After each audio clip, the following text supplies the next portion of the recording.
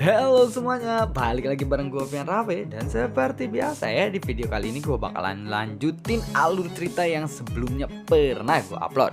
Dan gak kerasa gue udah sampai ke session 23 dari kelanjutan Battle Through the Heaven ini. Dan tanpa banyak basa-basi lagi, yuk kita langsung check this out aja session ke 23 nya.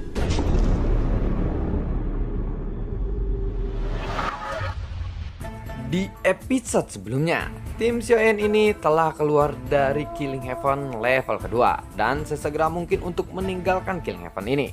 Namun, saat ini ketika mereka keluar dari gerbang Killing Heaven, mereka bertemu dengan gerombolan orang-orang dari Istana Surgawi.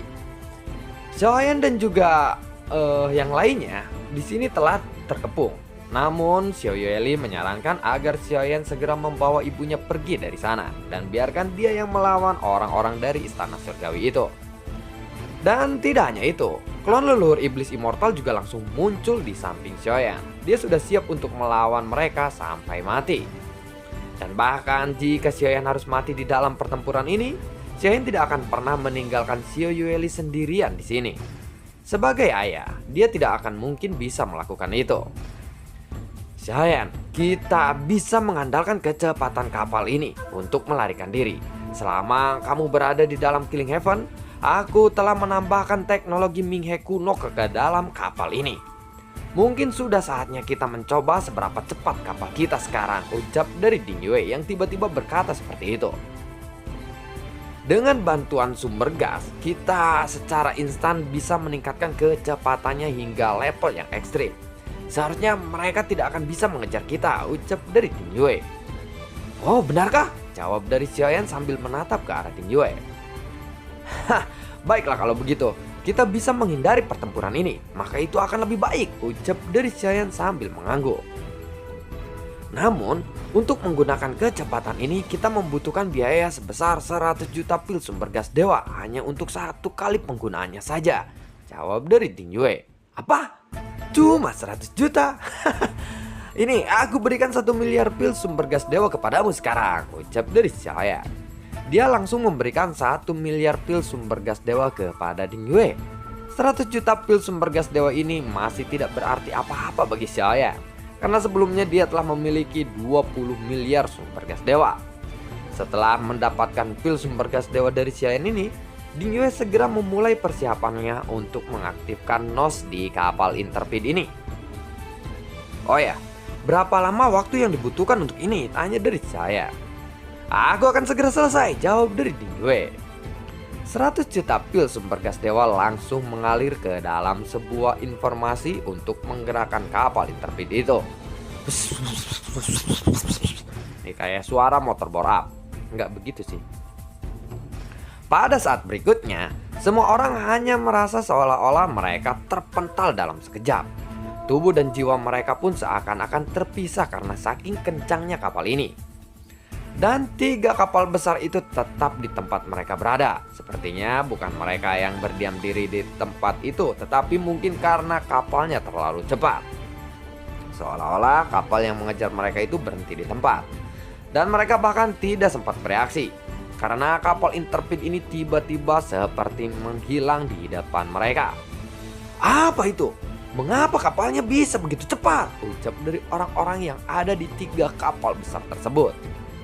Kalian semua diamlah, ucap dari pemimpin mereka. Dan setelah semua orang mendengar kata-kata itu, semua orang pun menjadi tenang. Meskipun mereka sangat cepat, mereka tidak akan bisa lolos dariku, karena mereka akan tetap meninggalkan jejak kapal dalam waktu yang singkat di lautan Void ini. Dan memang benar begitu adanya. Setiap kapal yang melesat di lautan pasti akan meninggalkan jejak di lautan itu. Kematian Guan Er dan juga Cao Ge pasti terkait dengan orang-orang yang ada di kapal itu, ucap dari pemimpin itu lagi. Dia ada di kapal tengah dan duduk di ujung dek kapal. Di sana ada singgasana yang terbuat dari tulang. Dan di sampingnya ada 2 wanita yang sangat centil. Kapal nomor 2, ikut aku mengejar mereka. Dan kapal nomor 3 pergi ke Killing Heaven untuk memeriksa apa yang terjadi di sana. Pastikan untuk mencari tahu sesuatu atau segala informasi yang terjadi di sana. Siapa mereka yang berani membunuh saudara-saudaraku kali ini? Ucap dari pemimpin yang bertubuh gemuk itu.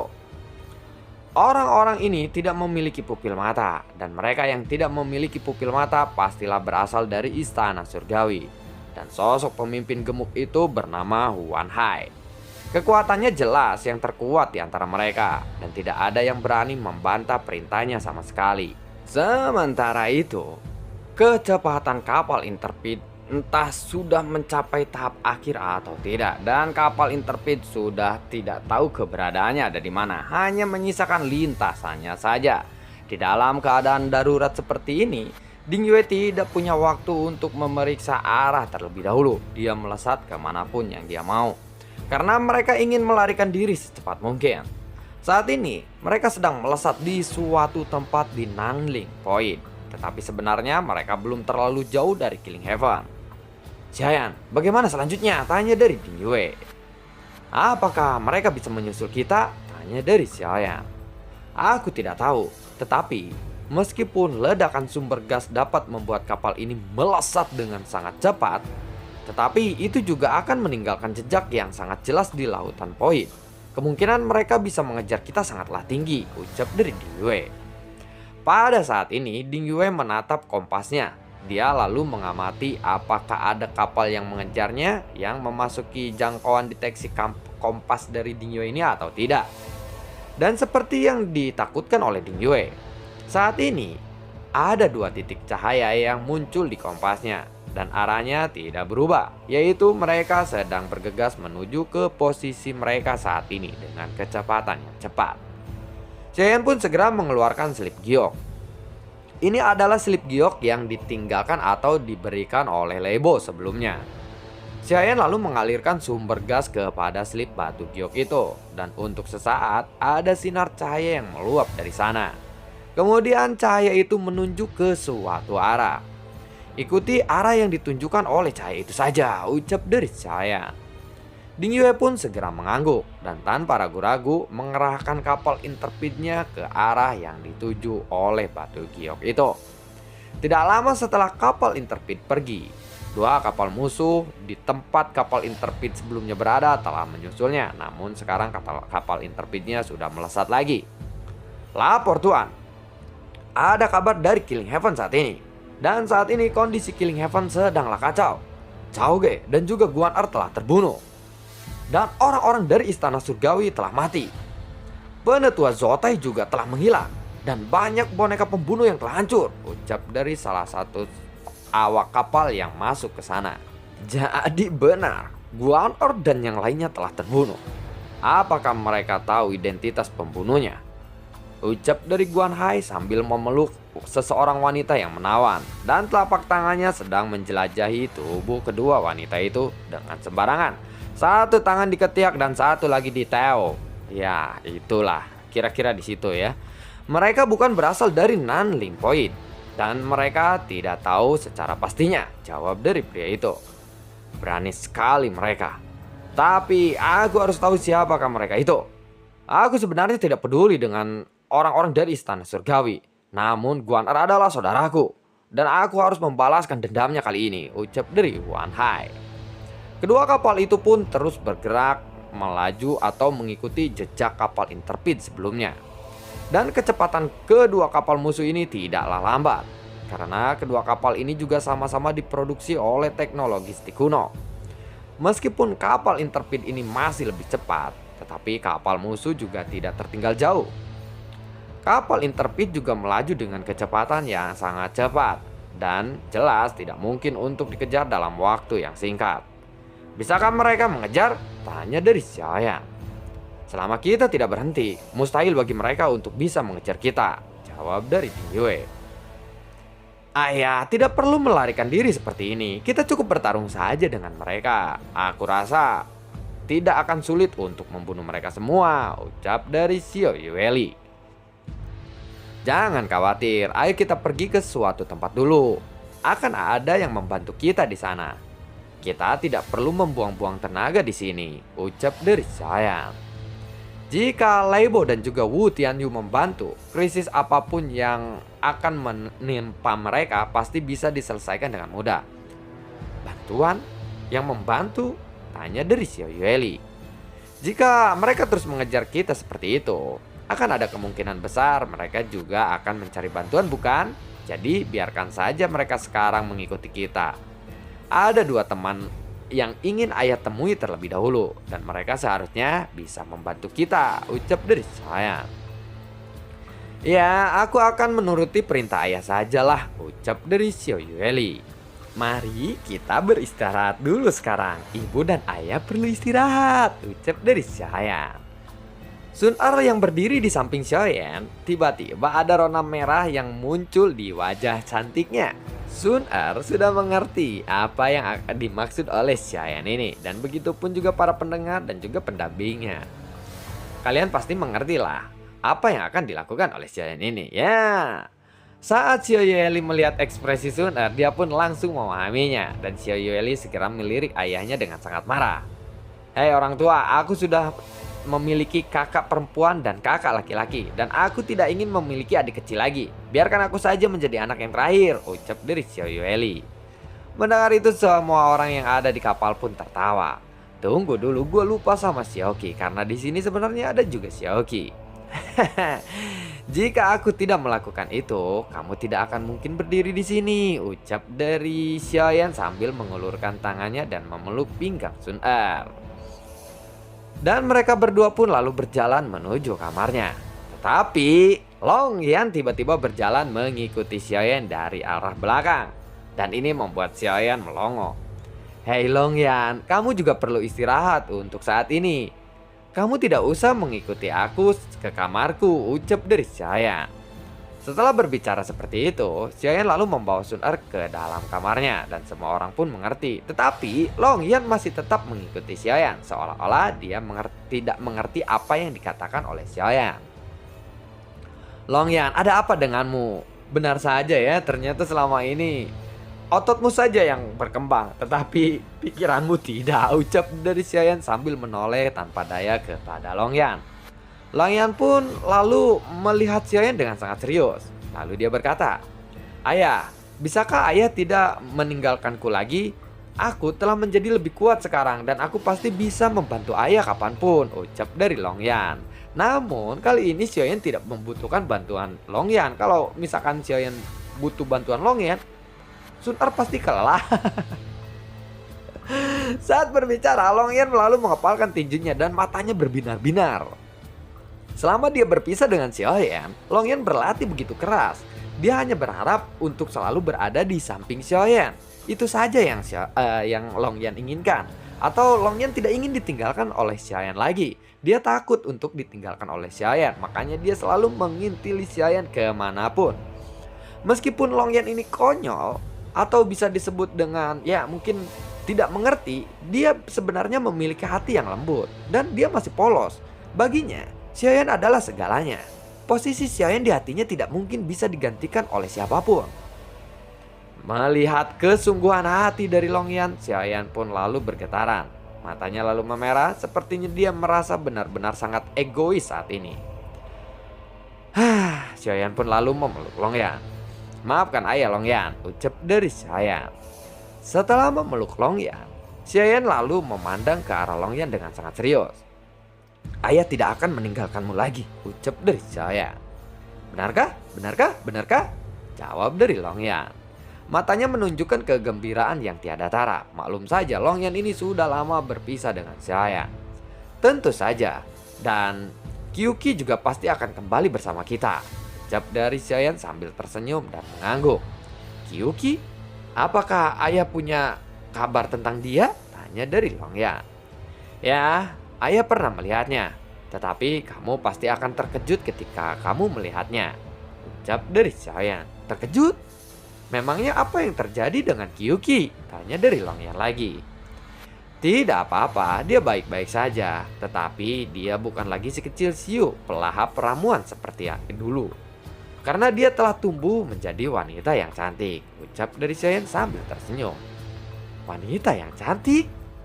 Sebenarnya dia tidak mengerti tentang dua kata ini, yaitu wanita yang cantik. Wanita cantik? Apa menurut Long Yan? Karena dia masihlah polos. Bagi Long Yan, kecantikan itu tidak bisa didefinisikan. Apa yang dia lihat dari seseorang itu hanya berdasarkan hatinya saja. Ya, mungkin kamu belum memahaminya sekarang. Kamu akan memahaminya nanti. Nah, sekarang aku akan berlatih bersama istriku. Dan kamu berjaga-jaga saja di dek kapal. Si Jinghui dan juga Ding Yue pasti akan menemanimu di sana. Saat ini aku benar-benar sangat sibuk, ucap dari Xiayan sambil melambaikan tangannya. Melihat itu, si Jinghui dan juga Ding Yue lalu menepuk bahu Longyan. Ding Yue lalu memberikan sebuah senjata stik kuno yang dibuat khusus untuk Longyan dan sebuah armor yang dibuat sesuai dengan fisik Longyan.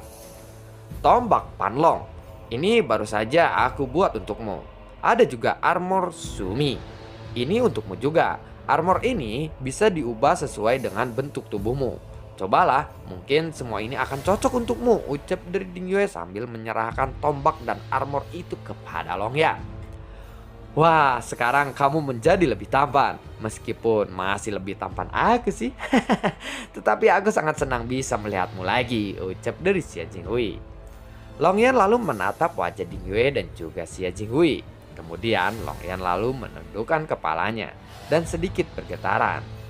"Hei, apakah anak ini sedang meneteskan air mata?" ucap dari Xia Jinghui saat melihat Longyan menundukkan kepalanya.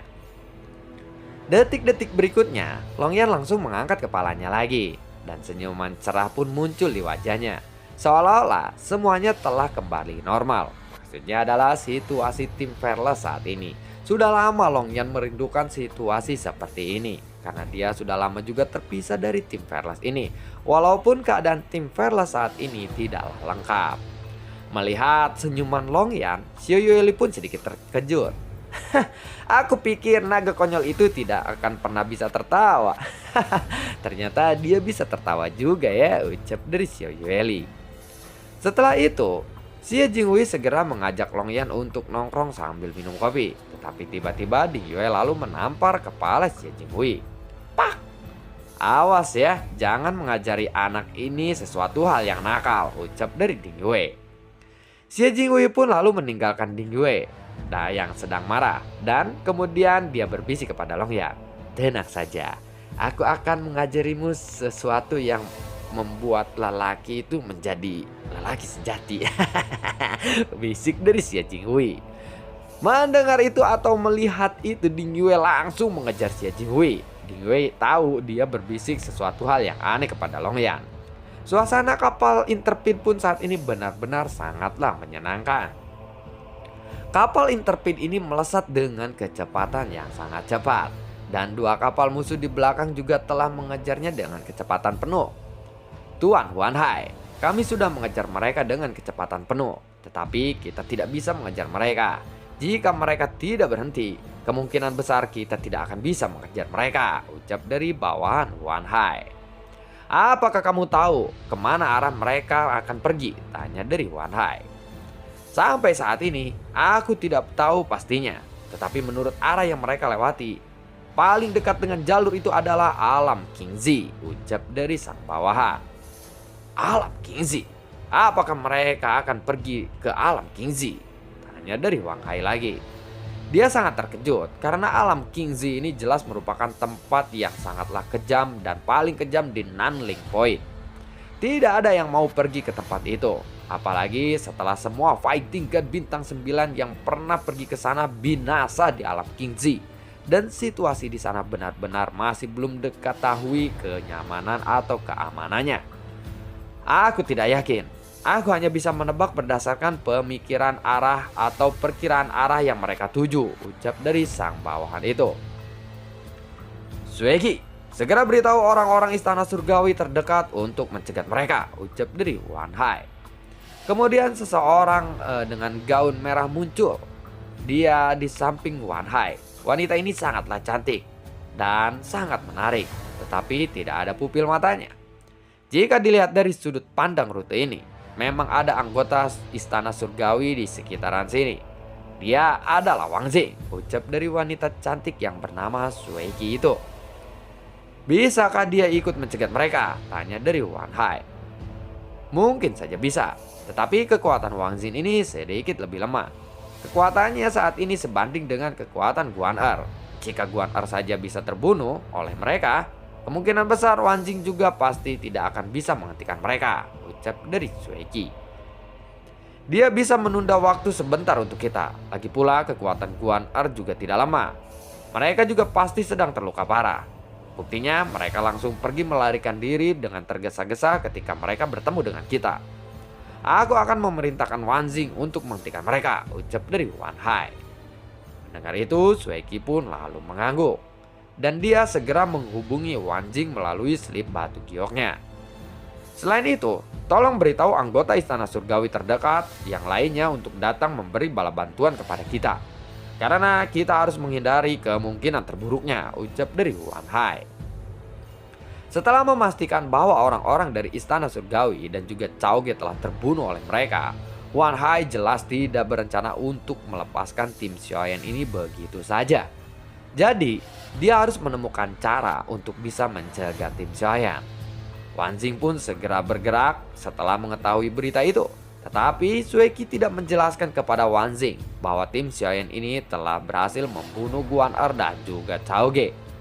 Sueki hanya memberitahu Wan Jing bahwa dia akan diberi hadiah jika dia berhasil membunuh tim Xiaoyan. Karena itu, Wan Jing tidak membawa terlalu banyak orang untuk mencegat tim Xiaoyan ini.